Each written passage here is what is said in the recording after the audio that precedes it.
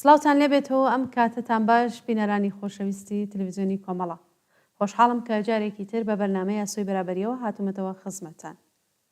لە بەرەبەرەی ڕۆژی جیهانی ژندا پیرۆزبایی ئەم ڕۆژە مێژوویە مەزنە لە هەموو ژنان و پیاوانی ئازادی خواز و یەکسانی خواز دەکەین. یاد و بیرەوەری گیانبەختکردنی ژنان و کچانی ئازادە بەرز دەنرخێنین کە لە ڕاپەڕینی شۆڕژگێڕانە و بەشکۆی ژن ژیان ئازادیدا وەکو ئەستێرە درەوشانەوە و ڕێگای شۆڕشی چارەنووسازی داهاتوویان ڕووناکردەوە. بزوتنەوەی ژنان لە ئێران قۆناغی پڕ هەوراز و نشیوی بڕیوە. بەڵام ئێستا بەوانە وەرگرتن لە ڕاپەڕینی ژن ژیان ئازادی یەکێک لە مرۆڤانەترین و پڕجۆڕش و خرۆشترین ڕاپەڕینەکانی دەیەکانی دوایی بووەتە بزوتنەوەیەکی بەردەوام بۆ گەیشتن بە داخوازیە یەکسانی خوازانەکان و نەک تەنها بۆ ژنان بەڵکو بۆ هەموو ئەو ستەم لێکراوانەی کە لە کۆمەلگادا دووچاری هەڵاواردن بوونەتەوە. بزوتنەوەی کە ڕێگای نەدا حکوومەتی ئیسلامی و ئۆپۆزیسیۆنی ڕاست و لایەنگری گەڕانەوەی دیکتاتۆریەتی پاشایەتی دروشمەکان و داخوازی یەکسانی خوازی و ڕادیکاڵی بخەنەژێر کاریگەری خۆیانەوە. ئێستا بزوتنەوەی ژنان نەک تەنها خوازیاری یەکسانی ژنان و پیاوان لە هەموو بوارەکانی سیاسی کۆمەڵایەتی و ئابووریدایە بەڵکو خوازیاری هەڵوەشاندنەوەی سیستمی ئاینی و پیاوسالاریە کە ژیانی بۆ ئەوان کردووە بە دۆزەخ. هەنووکە ژمارەیەکی زۆر لە چالاکانی ژنی چاپ لە زیندانەکانی حکوومەتی ئیسلامیدا دەست بەسەر و هۆکاری سەرەکی زیندانیکردنی جەستەی ئەوان تواناکانی کۆمەڵایەتی ژنانە بۆ گۆڕان و گۆڕانکاری قوڵی کۆمەڵایەتی. بینەرانی عەزیز، لەم بەشە لە بەرنامەکەمان دوو میوانی بەڕێزمان لەگەڵە کە سەبارەت بە 8 مارس ڕۆژی جیهانی ژن بەشدارن. بەڕێزان شیوا مەحبوبی وتەبێژی خەبات بۆ ئازادی زیندانیانی سیاسی و هەروەها شەهلا محەممەدی ڕۆژنامەنووس. میوانانی بەڕێز ئەم کاتتان باش، سپاس بۆ ئامادەبوونتان لە بەرنامەی یاسۆی بەرابەری ئەم هەفتەمان. بەس بۆیەوەش منش سپاسەکەم بۆ سڵام ئێوە و لە بینەرانتان. زۆر سپاس بۆ ئامادەبوونتان. بەڕێز شیوا پرسیاری یەکمەم لە ئێوە دەست پێەکەم. لە 8 مارس نزیک دەبینەوە، پێتان وایە خەباتی ژنان لە 8 مارسی پارێکەوە واتە 2024 تا 2025 چۆن هەڵەسەنگێنن و ئەو خەباتە چۆن ئەڕوانن پێ؟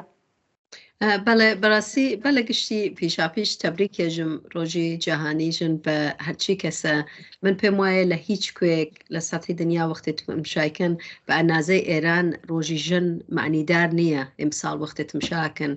بەتای بە دوای شروعی انقلابی ژن ژیان ئازادی و ئێترازاتێک کە سوورەتی کرد ژنان ئەمەڵەن ئەوەڵین انقلاب بە ڕەهبەری ژنانیان دەست پێ کرد. من پێم وایە ئیمساڵ وەختێکی وتمشاکەن ئەو ئێترازاتانە منەتوانم بێژم لە توولی 46 ساڵی گوزەشتا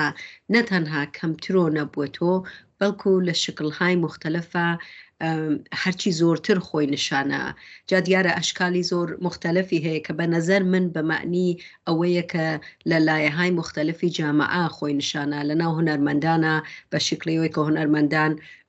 ڕووسەری ناکەنە سەریان یا حتا هونەرمەندانی پیاو بە حمایەت لە ژنان بۆ ئەوەی کە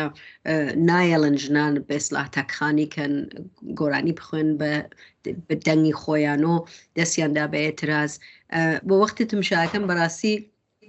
یەک شت سابتەوێت کە ئەوەی کە لە ئەوڵی جمهوری ئیسلامی و هەتا ئیسا تەواوی قوانینەکە دایاننا عەلەیهی ژنان نەیتوانیە ئەم ژنانە ساکت کا بووە. ئەمە نیشاناکە چنێ ئەم جنبش بۆ ڕەهایی ژنان چەندێک ئەمیق و ئەمیقتر بووە و حتا فقط لە سەتحی ژنانە نەما بەڵکی لە سەتحی کولی جامعایە. و من پێم وایە ئەسان وەختێکی ئێمە تمشای ئەم جنبشە ئەەکەین بە تمشایەکترۆ بە عینەکێکترۆ ئەبێ تمشایەکەی دوای قەتڵی ژینا بۆ بۆنەوە کە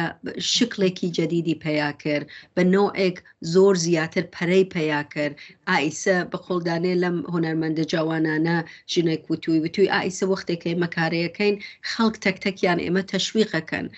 باری خەلاییمانەکەن کە چەندێک شجاعانە دینە بەرۆ و ئەمە خۆی نیشاندا لە تەواوی قشرەکانی جامعە کە ئایسە وەختێک کە تمشای مەسەلەی ژنانەکەن ئیسەیتە کەسە ناتوانێ بێژێ حجاب مشکلێک نییە، فەقر و بەدبەختی مهمترە، دیارە مهمە وەلێ هەمیشە حقوقی ژنانیان ئەخستە ئاخرەوە وەلێ ژنان ئەوەیان بە جامعە وت کە ئەگەر ئێمە عەلەیهی حجاب خەریکی مبارزەکەین بۆی کە عەلەیهی سەرکوبی جامعة، عليه تبعیض عليه جامعة خەریکی مبارزەکەن و بەنظر من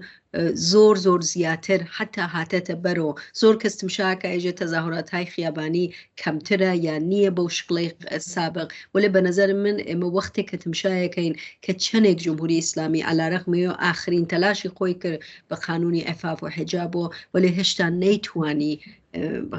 ژنان ساکتکە بەتایبەت ئێمە مەسەلەن کەسێ وەک پەرستوو ئەحمەدیە بینین کە زۆر شجاعانە ئەیزانی چ بەڵایەکی بەسەرایرن ولی هات و ڕوو بە دنیاوەتی من پێم خۆشە وەک ژنێک بتوانم ئەو سەدە پشکێنم بەنظر من زۆر هاتەتە بەرتر و وەرە تەبعاً جامەهایەکی مختلفی هەیە کە ئەتوانین لەسەری قسەکەین. بەڵێ زۆر سپاس بەڕێزشیوە. بەڕێز شەهلا ئێوە ئەو خەباتەی ژنان لە 1 ساڵی ڕابردوودا چۆن دەبینن؟ سەرەتا سڵاو بۆ ئێوە و بینەران و هەروە میوانی بەڕێزی بەرنامەکەشتان. سەبارەت بەوەی کە 1 ساڵی ڕابردوو بۆ ژنان چۆن بووە ئێمە توانین لە 2 ڕوانگەی جیاوازەوە سێری بکەین. یەکێک ئەو بابەتەی کە شیواخان باسی کردەوەی کە ژنان سەرڕای ئەوەی سەرکوتەکان بەردەوام بووە بەڵام بە شێوازی جۆراوجۆر خەباتی مەتەنی خۆیانیان پێش خستووە. ئەمەش ئەتوانین لە ڕوانگەی جیاوازەوە سێری بکەین. هونەرمەندان بە شێوەیەک، ژنانی ناو کۆمەلگا بە شێوەیەک و بەگشتی ئێمە بیرمان نەچێت نەورۆزەکان کە لە ڕۆژهەڵاتی کوردستانە بەڕێوە ئەچن شێوازێکی تەواو جیاوازە کە خەباتێکی مەدەنی تەواو جیاوازە کە ژنان بەڕێوەی ئەبەن لە ئەسڵا و ئەو شێوازەی کە بەشداربوونی ژنان دەبینین لە نەورۆزەکانە نیشانی ئەدات کە ژنان گەشتونەتە ئاستێکی جیاواز هەروە لە شارە جیاوازەکانی ئێرانە ئەبینین کە ڕۆژ بە ڕۆژ ئەم خەباتی مەدەنی ژنان بەرەو پێشتر ئەچێت و بە تەواوەتی ئەو یاسانەی کە لە ئێران هەیە لە دژی ژنانە بردوویانەتە ژێر پرسیارەوە بە شێوازی جۆراوجۆر بەڵام هاوکات لەگەڵ ئەوەی کە خەباتی ژنان بە شێوەی جۆراوجۆر بەرەو پێشەچێت سەرکوتکاریەکانیش لەسەر ژنان بەردەوامە و ئێمە ئەبینین کە ژنانی زیندانی سیاسی هەیە لە ئێرانە و ڕۆژانە ئەبینین کە سزای جیاواز بەسەر زیندانیانی ژنا ئەسەپێنرێت و هەروەها سزای سێدارە کە لە ئێستاە سێدانە لە ژنانی خەباتگەری کورد لە بەردەم ئەڵبەتە لەگەڵ شەریفە محەممەدی ئاگەر حسێبی بکەین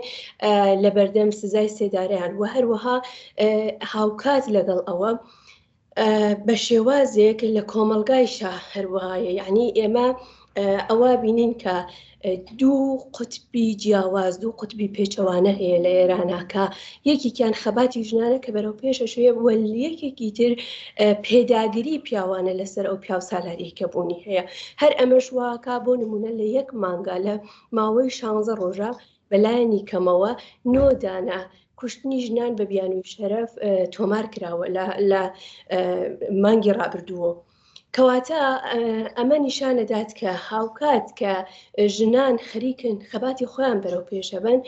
لەلایەکەوە ئەو سیاسەتی و سەرکوتکاری کە لەلایەن یاساکانەوە هەیە و لەلایەکەوە ئەو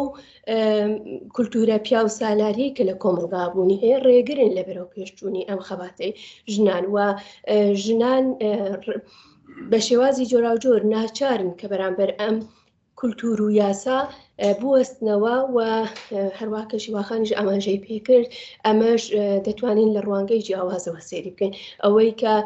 ژنان چۆن پێداگریەکەن لەسەرەوەی کە ئازادی خۆیان بەدەستبێنین بەدڵنیایەوە لە دوای شۆڕشی ژنیان ئازادی کە لە ڕۆژهەڵاتی کوردستان و لە ئێران دەستی پێکرد ئیتر ئێمە قۆناغێکی جیاوازمان هەیە و ئیتر ئەبینین کە دەنگی ژنان گەشتووەتە ئاستێک کە سەرکوت ناکرێت سەرڕای ئەوەی کە زۆر هەوڵە درێ بۆ سەرکوتکردنیان بەڵام دەنگی ژنان بە شێوازێک گەشتووەتە ئاستێک کە ئیتر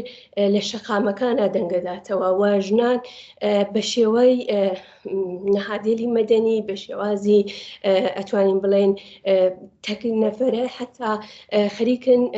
هەوڵەدەن کە ئەو ئازادی کە یانەوێ بەدەستی بێنن و بە تەواوەتی یاساکانی کۆماری ئیسلامی ببەنە ژێر پرسیارەوە. بەڵێ زۆر سپاسە بەڕێز شەهلا. بەڕێز شیوا لە کۆماری ئیسلامیدا کە خۆشتان ئاماژەیەکتان پێ کرد باسمان لە خەباتی ژنان کرد ژنستیزی لە سەرتاوە سەرچاوی یاسادانان و کردەوەکانی بووە خەباتێکی مێژووی دژی ئەمە هەبووە کە ئێستا زۆر تندتر بووتەوە ئێوە ئەم کێشە مێژوویە چۆن دەبێنن و چۆن ڕوونی دەکەن ئەوەی کە لە بینی کۆماری ئیسلامی و ژناندا هەیە؟ بەڵێ تەبەن مەردسالاری هەمیشە لە تاریخا بووە لە زۆر سەدها ساڵ بە لەمەوە بووە هەمیشە دیارە ئەو مەردسالاریە لە جامعەیەکی سەرمایه‌داری بە ئیستلاح مۆدێرنە ناتوانێت زۆر خۆی نیشان بە دەلایلی خۆی بە دەلایلێکی نیازیانەیە بەژن وەک نیروی کار لە جامعە و جەنبەهایەکی تر وەلێ هەمیشە تحتی قوانینی حکوومەتی ئیسلامی حکوومەتی مەسیحیەت مەسحەب بە تۆری عموم بەخشێکی زۆر گەورەی مەسحەب هەر مەسحەبێ بە نەزەری من بەخشێکی چەوسانەوەی ژنانە ژن ئەبێ مەوجودی ژێردەست بێ خوا پیاوە ئەکسەری پیاغەمبەرەکان پیاون دیارە تەواویان پیاون تەواوی ئیمامەکان بە یەک معنی پیاون یعنی بە یەک معنی ژن مەوجودێکە بۆ ئەوەی کە بتوانێت لە لەحاز جنسی و سرویس بە پیاو لە جامعە دیارە ئەم شتە هەیە و بەل لە جمهوری ئیسلامیش بوو ولی جمهوری ئیسلامی وەختێکە هاتە سەرکار ئەم شتانەی گشتی قانونی کرد فەرق هەیە بینی ئەوەی کە ئێوە فەرهەنگێکتانەیە لە توولی سەدەهای گوزەشتا هاتەتە بەرۆ و لە ناو خەڵکا خۆی نیشاندا نەسلی جوان وردە ئەوە ئەواتە دواوە فەرقەکە تا زمانێکەوە حکوومەتێکتان لەسەر کار بێ کە چەوسانەوەی ژن بەردەگی ژن ئستفادە لە ژن بە عنوانی ماشینی مناڵ دروستکردن و سرویسی جنسی و ئەمانەدان ئەمە زۆر فەرقەکە بە تەبقی قانون ژنێکە رووسری بەس لە سەرینەکە هەفتا و پێم وایە 5,000 بە شەلاخەخوا ئەگەر پیاوەکە ئەتوانێت بیکوژێ ئەگەر حتا ئەدعاکە لەگەڵ کەسێترا بووە و حتا لازمی بە شاهدیش نییە یعنی ئەوە وەختتم شای تیکەتی کە قوانینیەکەن فەرقەکات بەخاتەوە لە تحتی قوانینی جمهوری ئیسلامیە ئەمەڵەن دژیژن بوون قانونی لەوەقع قانونیە سیستماتیکە ئیدۆلۆژیکە بۆ نۆیە وەختەکە یەکێ دێ قسەکە لەسەر ئیسلاح ئەم شتە وجودی نییە چون پایەی ئیسلامە ئیمکان پەزیر نییە ئێواروا تمشایەکەن لە 46 ساڵ بەلەمەوە تەکی کەسانێکە هاتنەتە سەرکار لە جمهوری ئیسلامیە بە ئەنحای مختلف گەشتی ئێرشاد گەشتی ساروڵات تەواوی ئەمانەیان پیادە کردە و قانونی حجاب قانونی ناهیە مۆنکر قانونی ئەوەی کە ژن بتوانن بپەسنەوە وەک بەردەیەتم شایکەن جزوی قانون بووە هەرو پزیشکیانە و ئایستا بەخاطر اعتراضاتی خەڵک ئێجێکە ئەشێ مقدارێ ئێمە تەخفیفکاری بوون کەسێ بکە خۆی لە مصاحبەکانیا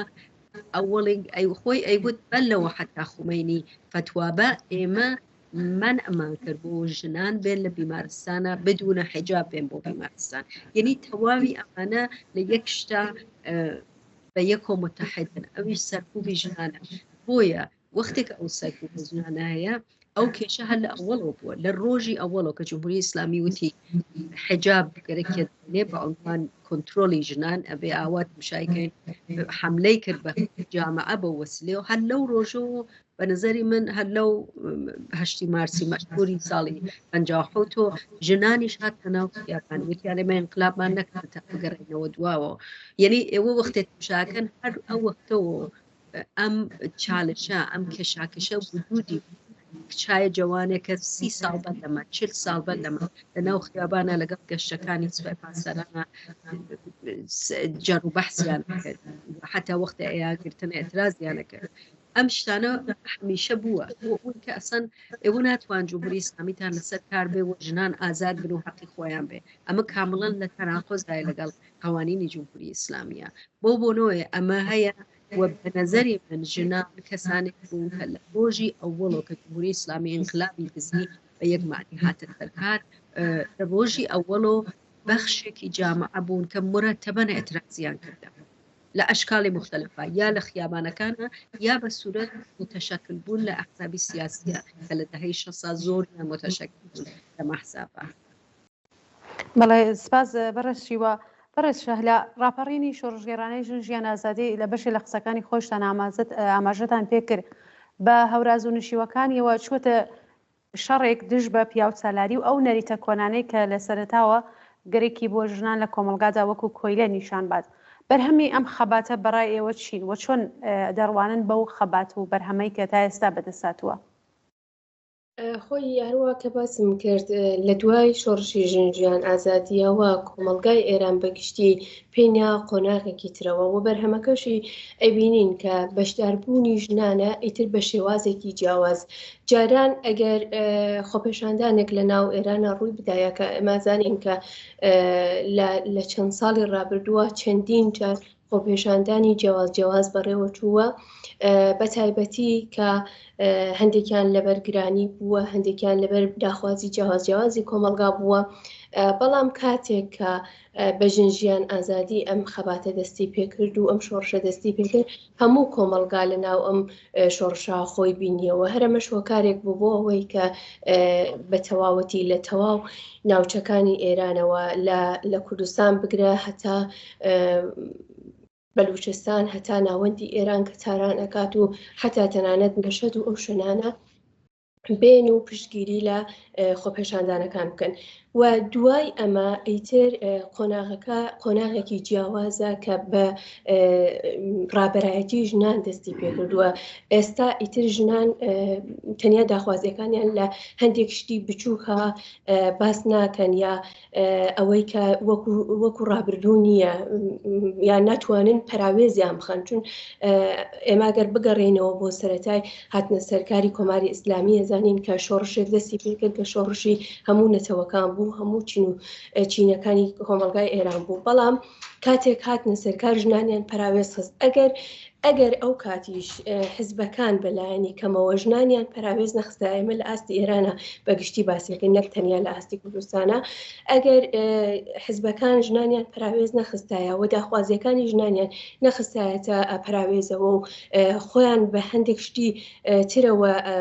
سەرقاڵ نەکردایە ئەو کات ژنان ئاوا پاشەکشیان ناکرد چونکە ئەزانین یەکەم یاساکان کە لە دژی یاسا پیاوسالاریەکان کە لە ئێرانە دروست بوون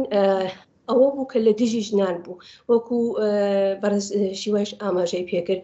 سەرکوتکردنی یەکەمین هەشتی مارسی ژنان ئەوەمان نیشانەدات کە ئەوان یەکەم جار بە ژنانەوە دەستیان پێکرد کە کۆمەلگا دەستەمۆی خۆیان بکەن بەڵام ئێستا ئیتر قۆناغەکە گەشتوتە ئاستێک کە ژنان خۆیان ڕابرن داخوازیەکانی ژنانە کە تەواوی کۆمەلگا ئاراستە بکات و ئێستا ئیتر ناتوانن ژنان پەراوێز بخەن ئەمە سەرەکی ترین بەرهەمێکە کە ئێمە ئەیبینینەوە و لە داهاتووە ئەگەر گۆڕانکاریەک لە سیستمی ئێرانە دروست بێت بەدڵنیاییەوە خواستەکانی ژنان و بەرابەری ژن و پیاو لە ناو کۆمەلگا یەکەمین شتێکە کە تەواوی کۆمەلگا دانی پێهاندێت تەواوی کۆمەلگا پشتگیریەکە چونکە ئێستایتر ئێمە کۆمەلگایەکە دروستەکەین کە کۆمەلگایەکی هوشیارە من سەرەتا باسم لەوە کرد کە سەرەڕای ئەوەی کە سەرکوتەکان بەردەوامە بەڵام لە هەمان کاتە لە کۆمەلگایشە ژنان تووشی نەهامەتیە بنەوە و کوشتنی ژنان بە بیانوی شەرەف زۆر بووە و لە ناو کۆمەلگایشە دژی ژنان ئەوەستنەوە ئەمە شۆکاری سەرەکی ئەوەیەکە ئەو ژنانەی کە پێشتر بێدەنگ بوون لە ئاست داخوازیەکانی خۆیانە لە ناو بنەماڵە ئێستا ئیتر بێدەنگ نین لە ئاست داخوازیەکانی خۆیان ئێستا هوشیارن بەرامبەر بە ئەو داخوازیانەی کە هەیەە ئەوانش ئەزانن مافیان چییە هەرەمە شۆکارێکە یعنی ئێمە ئەومان بیر نەچێت کە کوشتنی ژنان بە بیانووی شەرەف بە شێوازی جیاواز هەر هەبووە بەڵام ئێستا لەبەرەوە زیاتر هەم دەرەکەوێت لەلایەکەوە ڕووماڵکردنی لەلایەن ڕاگەیاندنەکانەوە لەلایەکی تریشەوە ئەوەیە کە ژنان هوشیار بوونەتەوە کاتێک کە ئەبینن شۆڕشێک هەیە کە داخوازیەکانی ئەوان تێدا هەیەوە داخوازیەکانی ئەوان سەرەکی ترین بابەتە لە ناوی ئەم شۆڕشە ئەوانیش هوشیارترن بەرامبەر بەو داخوازیانەی کە خۆیان هەیەە بەڵام لە هەمان کاتە ئەبینین کە بە شێوازێک جۆرێک لە شەڕی دەرونیش بەرامبەر ژنانە کردیە لەلایەن سیستمیشەوە ئەم شەڕە دەرونیە لە هەمان کاتە بەڕێوە ئەچێت کە ئەمەش هۆکاری جیاوازی هەیە بەڵام بەدڵنیاییەوە ئەتر ژنان هەروەکو باسمان کرد لەو داخوازانەی خۆیان پێداگرێت و ئەگەر بەدڵنیاییەوە ئەمە سەرەکی ترین بەرهەمە کە ئێستا ئێمە ئەیبینین ئەوەیە کە ژنان ڕابەرایەتی تەواوی بەڵێ سپاس بەڕێشەهلا بەڕێز شیوە ئەو خەباتەی کە ئاماژەمان پێکرد لە کوردستان چه شێوازێکی هەبووە ئەوە پێشکەوتنەکانی کامانن بەڕایەوە خب وەزیەتی کوردستان مقدار فەرقەکە بەڕاستی چون هەمیشە بە نەزەری من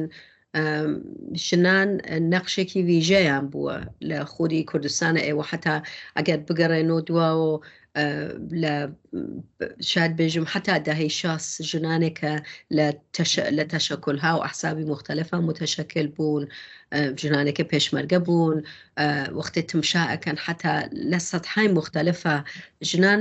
زۆر فعال بوون یعنی فعال نەفقەت حتا فقط عەلەیهی حجاب بەڵکو عەلەیهی سەرکوبێکە جمهوری ئیسلامی لە کوردستانە ئەیکرد بۆ بوونەوە زۆر بەنظر من تەبیعی بوو وەختێکە لە واقع ژینایان بە قەتڵگەیان ئەو ئەترازە لە کوردستانەوە شروع بوو چون ئێمە ژینا تەنها ئەوەڵین کەسێک نەبوو ئەوەڵین ژنە نەبوو تەوەستی جمهوری ئیسلامی بە قەتڵگەی کەسانی تریشمان بووە ژنانێکی تر وەلێ بەخاترەوە کە کوردستان وەزیەتێکیە کە هەمیشە جنبشێکی ئەترازی لە شکڵای مختلفە وجودی بووە ژنان زۆر مشخصان لەو ئەترازاتە بوونەوە ئەگەر تمشای حتا تەظاهوراتهای قبلی بکەن ئەگەر تمشای ئەترازات کەن تمشای مثلا ڕۆژهای ژن و غەیر و زالەکەن هەمیشە ژنان فعال بووە جا بەخشێک لەو ژنانە من پێم خۆشە ئێرا ئیشارەکەم دایکەکان بوون دایکەکان معمولاً دایکەکانی زیندانیانی سیاسی دایکەکانی کەسانێکە مبارزەیانە کەیسە چ لە پێشمەرگە بوون وە لە چ شارەکانی ترا زۆر کەسانێک بوون کە هەمیشە واقعاً بەخشێکی زۆر گەورەیەوە ئێترازاتانە بوون یعنی ئەو بنیامهایەک بوون ئەگەر مەسەلەن مناڵەکان ئاکوژیا ئێوە ئەڕۆیشتن بۆ مەراسمەکان لە دەهەی شەستا ئەم دایکانە لە عینی حاڵاکە بالاخره جگەرگۆشیان لە دەستا و لە بەڕاستی ڕۆحیان قابلی تەقدیر بوو و هەرەوە خۆی منتەقلە بێ لەبەر زیندانەکانە من ئەم مثالانە بۆ گاهەنێمە وەختێ لە مورد ژنان و قساکەین لە بیرمانەچێتەوە شاید ئەو ژنانە بەخشێکی ئەم دایکانن زمانێکە لە مقابل زیندانەکانە واقعاً زۆرتر دایکەکان بوون کە لەوێ بە یەکترین ڕۆحیانەدا وەختە لە مورد دادخواهی و قساکەین ئەو دایکانە بوون کە ئەو شاید بێژم زەڕەکانی ئەو دادخواهیان بەزرەکانیان لە ئەرز بێسڵا دانا چون کوردستان بەخاتر سەرکوبێکە کریا ئەمەڵەن ئەو ڕۆحیە ئێترازیە زۆرتر و زۆرتر بوو و ژنانیش نەقشێکی زۆر ویژەیان بوو هەر ئایش سەیشە وەختێ تمشاکەن بلەخەرەوە ئێترازاتانە لە سەتحێکی وەسیع هەیە مەسەلەن حتا زمانێکە ژنجیان ئازادی بوو ئێترازاتێکە لە تەرەف ژنانەوە بوو ئێمە شاهدیەوە بوون بۆ یەکێک پەخشان عەزیزی بۆ حکومی ئەدامەکەی لە مقابل ئەستانداری سنا کۆبوون و شاری سنا کۆبوون و تێدارێکی زۆری ژن بوون یعنی منزورمەیە کە وەختێکە تمشای ئەوەکەن ئەم ڕۆحی ئێترازیە هەر ڕۆژێ زۆرتر و زۆرتر تەقویەت بووە لە کوردستانە و بە نەزەری من لە کوردستانە شکلێکی زۆر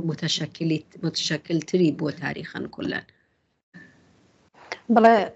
خات و شەهلا باسی خەباتی ژنانمان کرد لە زیندانەکانە پێم باشە ئێوەش ئیشارەیەکی کورت بکەن بەسەر خەباتی ژنان لە زیندانەکانە یەک ساڵی ڕابردوو زیندانەکان بووە کانگایەکی خەبات دژی کۆماری ئیسلامی لە سێ شەمانەی نابە ئەعدام بگرێت تا ئێستایش هەر بەردەوامە ئێوە ئەوە چۆن هەڵەتە سەنگێنن خەباتی ژنان لە زیندانەکانی کۆماری ئیسلامی خۆی لە ئێستاە زیندانیانی سیاسی لە ئێرانە بوون بە زیندانیانی سیاسی ژن بوون بە پێشەنگی و خەباتەی کە لە گشتی کۆمەلگا بوونی هەیە ئەگەر سیرێک بکەین لە ڕابردووەوە زیندانەکانی ئێران بە سەرکوتکردنی زیندانیانی سیاسی دەستی پێکرد بوو لە دەهەی شەستا چەندین هزار زیندانی سیاسی بە تایبەت ژنان لە سێدارە دراون ئەشکەنجە کراون و بە شێوازی جیاواز سەرکوت کراون بەڵام دەنگیان لەو کاتا نەگەشت بە هیچ شوێنێک هەرچەند دۆخەکە و کات زۆر جیاواز بوو بەڵام لە ئێستاە ژنانی زیندانی سیاسی بە تایبەتی ئەگەر سەیری نامەکانی وریشە مرادی و پەخشان عەزیزی بکەین بۆ خۆیان مانیفستێکن کە ئەتوانین بڵێن کە دەتوانن بە شێوازێک جێگرەوەیەک بن بۆ ئەو سیستمە سەرکوتکاریە کە لە گشتی ڕۆژهەڵاتی ناوڕاستە بوونی هەیە و بە تایبەتی لە ئێرانە بوونی هەیە ئەوان ئالترناتیڤ پێشکەشەکەن بۆ ئەوەی کە سەرکوتکاریەکان نەمێنن و زیندانیانی سیاسی کاتێک ئەم پێشنگایەتیە لە کۆمەلگا بە ئەستۆ ئەگرن ئەبێتە هۆیەوەی کە دەنگیشیان بە شێوازێکی جیاوازتر بکات. ئەگەر سەیری ڕابردوو بکەین لە ڕابردووە جیاوازیەک ئەکرا لە نێوان زیندانیانی سیاسی بە تایبەتی زیندانیانی سیاسی کورد زیاتر پراوێزەخران، بەڵام ئەو مانگرتنەی کە لە ماوەی ڕابردووە لە زیندانەکانی ئێرانەوە دەستی پێ کردووە و پێشنگایەتیەکەی ژنانە، مادام کە ژنان خۆیان چەندین هزار ساڵیشە ئەو نابەرابەریە ئەبینن، بەڵام خۆیان کاتێک بوون بە دەنگی خۆیان بە شێوازێکی جیاوازتر خەباتەکە پێشەخەن. ئەمە شۆکارێکە بۆ ئەوەی کە بۆ نمونە لە چەند ڕۆژی ڕابردووە بینیمان سێ سیاستمەدار لە کەنەدا بتوانن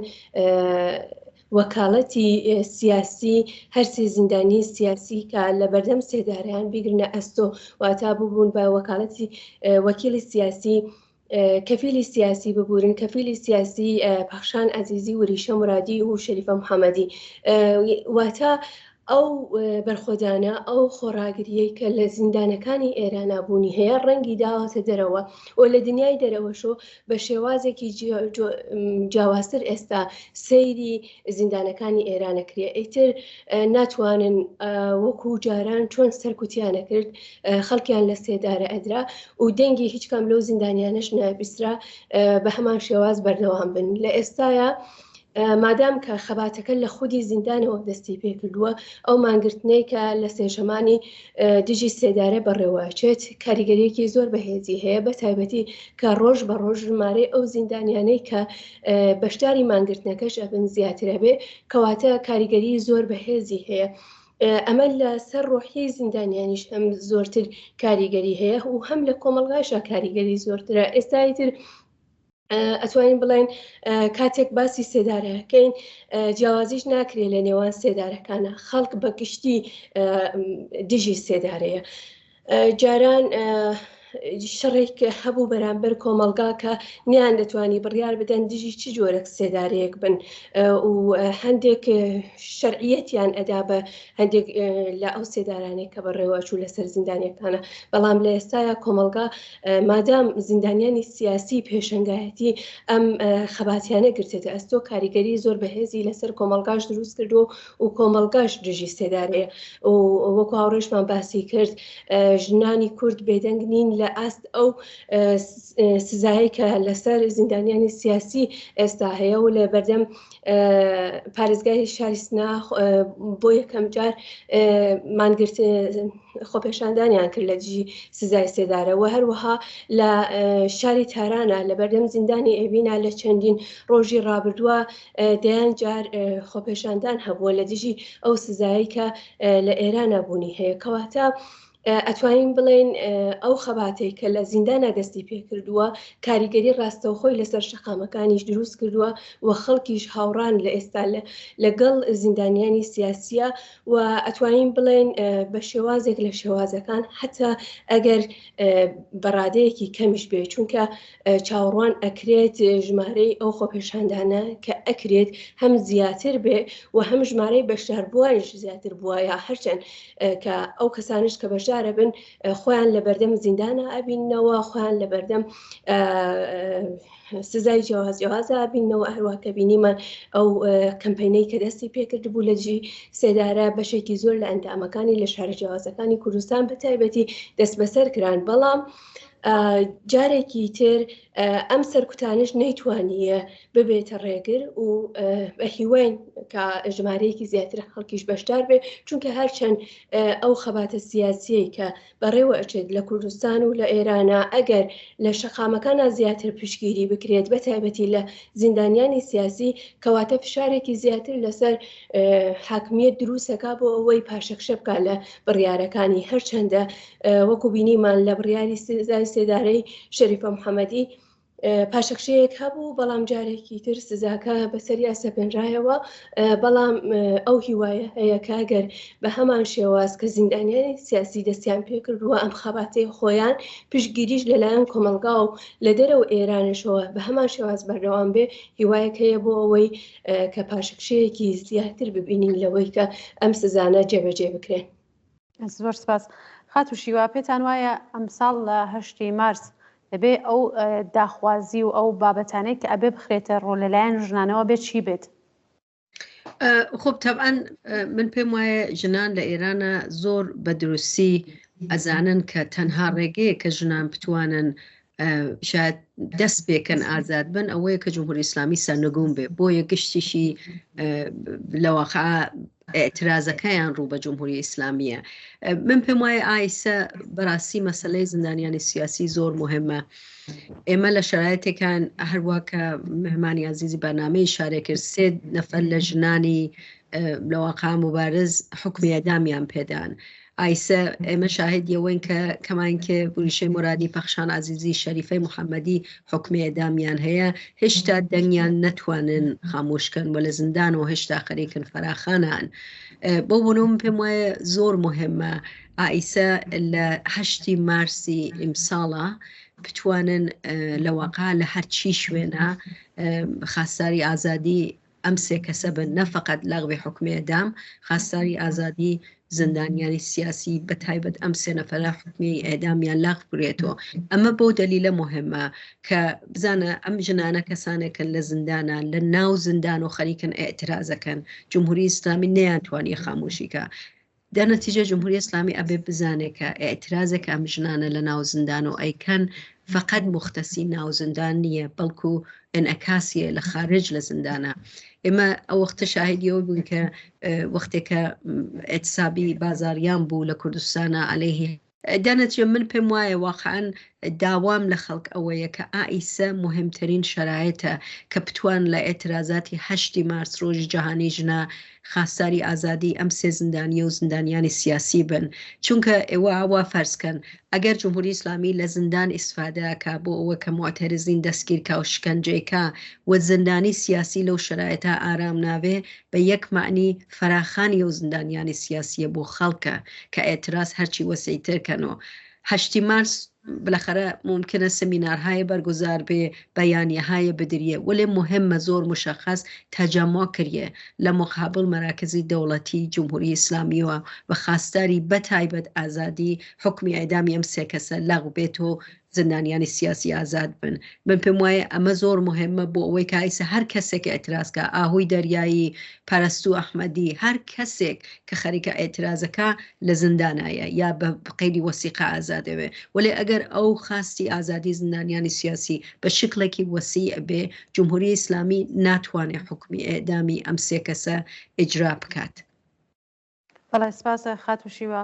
خاتو شەهلا پێتان وایە بزوتنەوەی ژنان جیاواز لەوەی کە باسی خەباتی ژنانمان کرد لە 46 ساڵی ڕابردوودا پێتان وایە چه کەم و کۆڕی هایەکی هەیە و بۆ چارەسەرکردنی دەبێت چی بکرێت؟ ئەگەر مەبەستت جنبشی ژنان لە ئێران بزوتنەوەی ژنان بزوتنەوەی ژنان لە ئێران نابێت خۆی لە ئەسڵا یەکێک لە کێشەکانی ئێمە وەیە کە هەروەک سەرەتاش باسم کرد چونکە لە سەرەتای دەستپێکردنی شۆڕشی لە سەرەتای سەرکەوتنی شۆڕشی ئێرانەوە کە لەلایەن گروپێکەوە دەستی بەسەرراگیرا چون داخوازیەکانی ژنان سەرەکی ترین بابەت نەبوو کەواتە بزوتنەوەی ژنانیش بەو شێوازەی کە دەبێت نەیتوانی خۆی بگرێت و ڕابێت ینی ئەوەش کە ناڕزای هەرچەند کە ئەوەمان لەبیر نەچێت 8 مارسێکە لە سەرەتاوە بەڕێوەچوو 8 مارسێکی تەواو جیاواز بوو لە ئێرانە بەڵام مادام گروپەکان پشتیان تێکرد ئەژنان نیانتوانی بزوتنەوەیەکی بەهێز بێ. هەڵبەتم بابەتە لە کوردستانە زۆر جیاواز بوو چونکە هاوڕۆژمان باسی کرد کە ژنانی کورد بەشداری خەباتی سیاسی ببوون بەشداری خەباتی کۆمەڵایەتی ببوون و زۆر جیاواز بوون. بەڵام ئەوەش کە بوونی هەیە بزوتنەوەی ژنان لە ئێرانە بزوتنەوەیەکی ناوەندگەرا بوو سەرەتا و ئەم ناوەندگەرابوونی بزوتنەوەی ژنانیشە بوو بۆ هۆکاری ئەوەی کە نەتەوەکانی تر نەتەوە بندەستەکان یا بەلایانی کەمەوە نەبینگرن یا ئەوەی کە داخوازی ژنان بەگشتی یەکی ژنانی نەتەوە بندەستەکان پەراوێز بخرێ و کاتێک ئێمە بزوتنەوەیەکی ژنانمان هەبێت کە لەسەر هەمان شێوازی سیستم بەڕێوە بچێت ینی سیستمی چۆن ناوەندگەرایە و نەتەوە بندەستەکان پەراوێزەخات ئەگەر بزوتنەوەی ژنانیش بە هەمان شێواز بێت و ژنانی تر پەراوێز بخات کەواتە کێشەیەکی زۆر گەورەمان هەیە و ناتوانین بۆ نمونە منێکی ژنی کورد ناتوانم خۆم لە داخوازیەکانی ژنێکی تارانیە ببینمەوە یان ئەوەی ژنێکی بەلوچ کێشەیەکی هەیە ناتوانێت خۆی لە هەمان ئەو داخوازیانە ببینێتەوە کە بزوتنەوەیەکی ژنان لە ناوەندەوە یعنی لە تارانە هەیەە کەواتە ئەمە یەکێک بوو لە سەرەکیترین کێشەکانی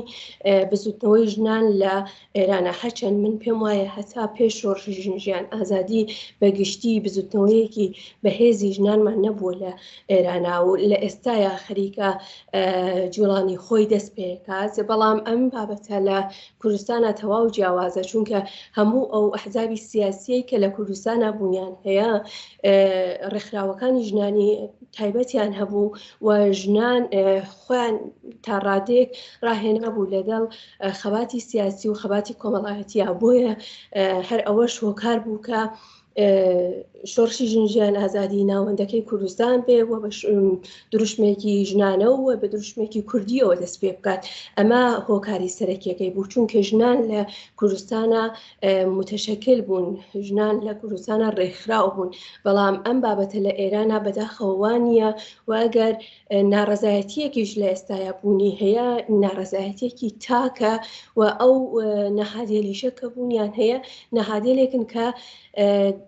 داخوازیەکانیان مەسەلەن ئێمە ڕێکخراومان هەیە تایبەت بە یەک بابەت کارەکە ناتوانێت هەموو شتەکانی تر لە خۆی کۆبکاتەوە و داخوازیەکانی کۆمەلگا بەگشتی و بە تایبەتی داخوازیەکانی ژنان هەمووی ببینێتەوە ئەمە یەکێک لە سەرەکیترین کێشەکان بوو کە لە بزوتنەوەی ژنانی ئێرانە بوونی هەبوو و هیوادارین لە مەوضوع چونکە لە ئێستایا هەوڵەکەیە بۆ ئەوەی کە ئەم ناوەندگەرابوونی بزوتنەوەی ژنانە کەم ببێتەوە یا بەلایەنی کەماوە هەوڵە درێ بۆ ئەوەی ژنان لە نەتەوەکانی ترەوە بەشداری خەباتی خۆیان بکەن کە ئەگەر بە هەمان شێواز بەردەوام بن کەواتە ئەتوانین بڵێن بزوتنەوەکە بەرەو باشبوون ئەڕوات بزوتنەوەی ژنان بەگشتی بەرەو باشبوون ئەڕوات لە ئێرانە سپاسە خات و شەهلە خات و شیوە ئێوە کەم و کۆڕیەکانی بزوتنەوەی ژنان چۆن دەبێنن یەک شت کە بە نەزەردێ ئەوەیە کە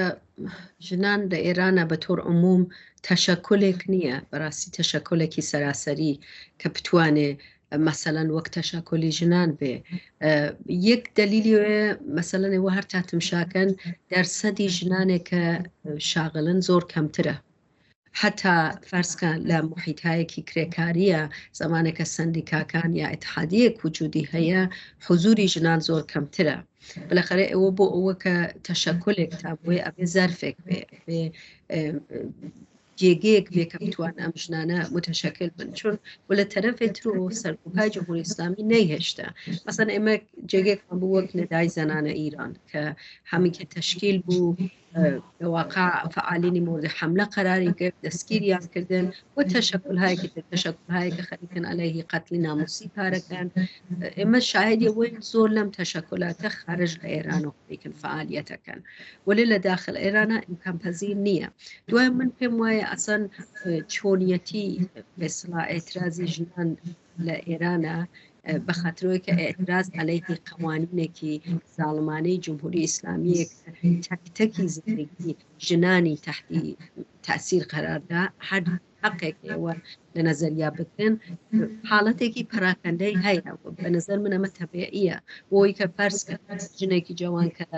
بەخاطر ڕووسەری مورد حملە قەرارەگرێ و هیچ جێگەیەکێکە حمایەتی لێ بکە هەتا وکێڵێک حمایەتی بکات دەستگیرەکیە ئەمەڵەن خۆیەتی خۆی گەرەکی بێ لەو زەمینە بێستا ئێترا دەنەتیجە دروستە ممکنە منتەقەیی بێ شاید شرایطی تری بە یەک معنی شاید ئەو نەزەرە بێ کە شرایطی یەکترین ناکەن ولی من پێم وایە بە تۆ عموم شرایطێک لە ئێرانە هەیە هەروەها لە عەرەبستانی سعودی ئێوە تمشاکەن ژنانێک خەریکن اعتراضەکەن عەلەیهی حجاب عەلەیهی بێحقوقی ئەیان درێنە یانکەنە زیندان تەشەکلێ وجود نییە چۆسە تەشەکلێ بەڕەسمیەت ناناسرێت بەخاطرۆ ئێوە ممکنە سندیکای کارگەری اتحادی کارگەری اتحادی بێکاران بازنشستگان تا حد بەڕەسمیەت بناسن ولی به هیچ عنوان تشکل ژنان بەڕاستیە ناناسێت چون ژن لە حاز قوانینی بینالمللی اصلا به عنوان شهروندی درجه هزارش قبول نکردی اصلا قبول نکردی به عنوان شهروندی متساوی الحقوق به خاطر وی به نظر من مقداری که لوی که متشکل بود شغلانین دلیلی شرایطی که ایرانه بۆنەوەیە کە زۆر ژنان مەجبورن هەر ئەو لەحزە دفاعکەن و وەختێکی ئێوە لەو لەحزە خۆت خیاب دفاعکەن بالخرە ئەو اعتراضە فەردیە بێ وەلێ یەک فەرقی هەیە ئائیسە بە نەزەر من لە تووری دوای 46 ساڵ ژنان کارێکیان کردە کە جامعەیان متشکل و متحد کرده لسر مسئله تبعیض علیه ژنان وقتی که او تظاهراتانه او اعتراضاتانه دختران خیابان انقلاب یا امانت مشترکه اما حرکت های مستمر و هم آهنگ که صورت گیره و اما بخاطر اوی که شاید ما اگر تشکر جور تربیر که انا بشما خریکن زور همگام کرونه کرو وقتی که جنجیان آزادی لکردستان و شعار دریا او جنجیان آزادی عملا بو به پرچمک متحد کننده بخاطر جنان هر قدر هر بخش جغرافیایی ایران وجودیان بویا جنجیان آزادی توانی او اتحاد بوجود بره چون به نظری من شاید من لکردستان متفاوت بنوی که لبلوچستان ولی جنان یک دردی مشترکیان هیا و تاریخانیش مشترک من اتوانم حسی ارتباطم لقل جنێکا لە